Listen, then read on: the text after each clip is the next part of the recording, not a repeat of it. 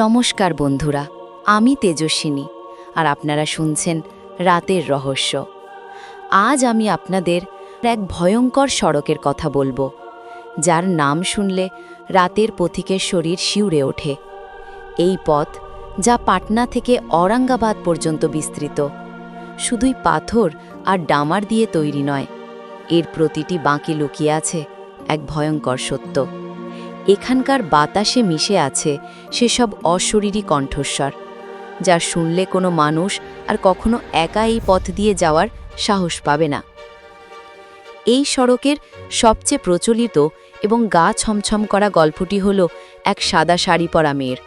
তাকে দেখা যায়, সে হাঁটে, আর সবসময় সে লিফট চায়।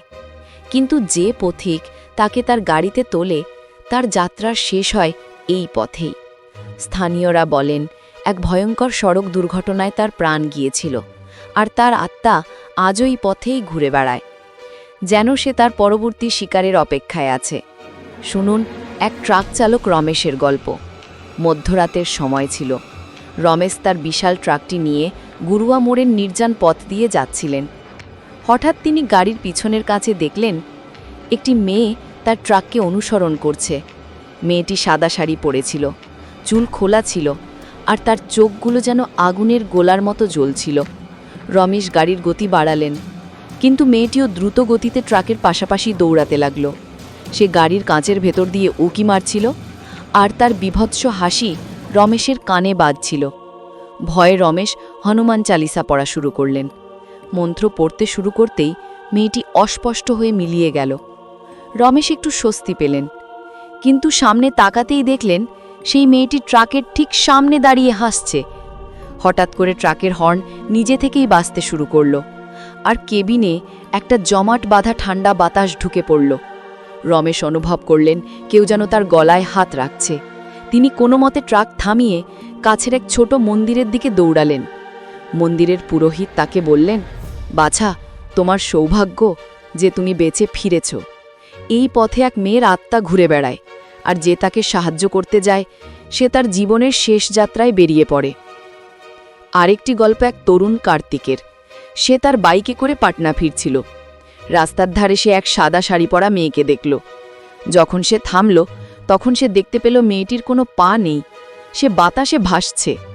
কার্তিকের হুঁশ উড়ে গেল। সে সঙ্গে সঙ্গে বাইক চালু করে ছুটতে শুরু করল, কিন্তু পিছনের আয়নায় সে দেখল মেয়েটি বাইকের পিছনে বসে পড়েছে। তার মুখটি কালো হয়ে গিয়েছিল। সে কার্তিকের কানে ফিসফিস করে বলল, আমি মরে গিয়েছি, এখন তুমিও আমার সঙ্গেই থাকবে। কার্তিক ভয়ে বাইকের গতি বাড়ালো, কিন্তু নিয়ন্ত্রণ হারিয়ে ফেলল। পরের দিন তার বাইকটি দুর্ঘটনাগ্রস্ত অবস্থায় পাওয়া গিয়েছিল, কিন্তু কার্তিকের কোনো সন্ধান মেলেনি। স্থানীয়রা বলেন, তার দেহ নাকি কখনো পাওয়া যায়নি, আর হয়তো তার আত্মাও এখনোই পথেই ঘুরে বেড়ায়। এই দুটি মাত্র গল্প নয়, রাতেই পথ দিয়ে যাতায়াতকারী 10 জনের মধ্যে 8 জনই কোনো না কোনো অলৌকিক ঘটনার শিকার হয়েছেন। কেউ বলেন হঠাৎ করেই একটি প্রচণ্ড দুর্ঘটনার শব্দ শোনা যায়, কিন্তু সেখানে কোনো দুর্ঘটনাই ঘটেনি। কেউ বলেন একটি ছায়া তাদের গাড়িতে ধাক্কা মারে, যার ফলে গাড়িটি রাস্তা থেকে ছিটকে যাওয়ার উপক্রম হয়। সোন নদীর সেতুর কাছেও অনেকে ভয়ঙ্কর কান্নার আওয়াজ শুনেছেন, কারণ মনে করা হয় সেখানে অনেক মানুষের মৃত্যু হয়েছিল এবং তাদের আত্মা সেখানে বন্দী হয়ে আছে। এইসব গল্প নিছক গুজব নয়, বরং এই সড়কের ভয়ঙ্কর এক সত্য হয়ে দাঁড়িয়েছে। তাই যদি কখনো রাতের অন্ধকারে আপনি পাটনা ঔরঙ্গাবাদ পথ দিয়ে যান, তবে সাবধান থাকবেন। এই পথ শুধু আপনাকে গন্তব্যে পৌঁছে দেয় না, বরং তার সঙ্গে বয়ে নিয়ে চলে বহু হারিয়ে যাওয়া আত্মার ভার। এই পথ সত্যি এক ভয়ঙ্কর রহস্য, আর এখানকার অন্ধকার শুধু রাতের অন্ধকার নয়, এটি এক অদেখা মৃত্যুর ছায়া।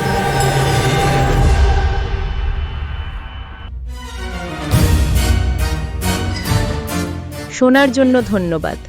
আপনারা শুনছিলেন রাতের রহস্য। প্রতি শুক্রবার শুনুন বিশালের গম্ভীর কণ্ঠে, আর প্রতি শনিবার তেজস্বিনীর সুহরান জাগানো কণ্ঠে, শুধুমাত্র ইউটিউবে। রাতের রহস্য।